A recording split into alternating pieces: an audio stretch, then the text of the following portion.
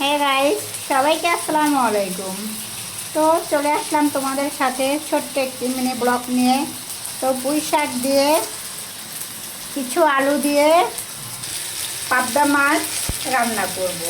তো চলুন দেখা যাক কীভাবে রান্নাটা হয়, আপনারা আমার সাথে থাকুন। হে গাইস, রান্নাটা আমি বসিয়ে দিয়েছি, তো তোমরা সবাই আমার সাথে থাকো।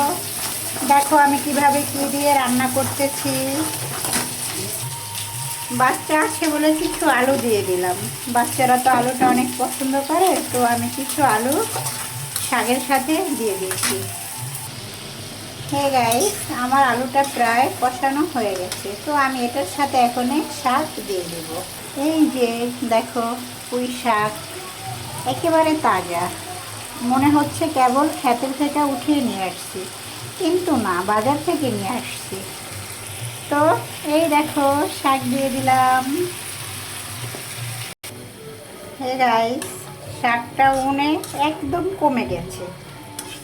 তো যখন বসাইছি তখন দেখা গেছে এক কড়াই, তো এখন কমতে কমতে একেবারে কমে গেছে। তো আরেকটু পানি শুকালে আমি এটার সাথে মাছটা দিয়ে দেব। তোমরা সবাই আমার সাথে থাকো। এই যে আমি মাছটা দিয়ে দিতেছি।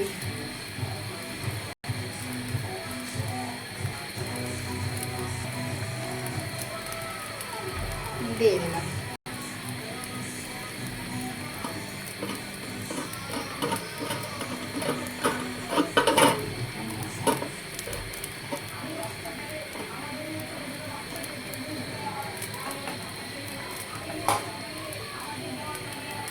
তো এখন দিয়ে ঢাকনা দিয়ে দিলাম। ছেলের জন্য নুডলস রান্না করলাম, নুডলস খাবে বলতেছে। তো এই যে দেখুন, রান্না করে দিয়ে দিলাম ছেলেকে। হয়ে গেছে টমেটো ভর্তা, হাত চুলায় পুড়ে টমেটো ভর্তা করে ফেললাম। হ্যাঁ গাইস, পুঁই শাকের তরকারি হয়ে গেছে। এই যে পাবদা মাছ দিয়ে আমি পুঁই শাক রান্না করেছি। তো এটা হয়ে গেছে। তোমাদের সাথে অনেক বক বক করে ফেলেছি। সবাই ভালো থাকবা, সুস্থ থাকবা। আসসালামু আলাইকুম, আল্লাহ হাফেজ।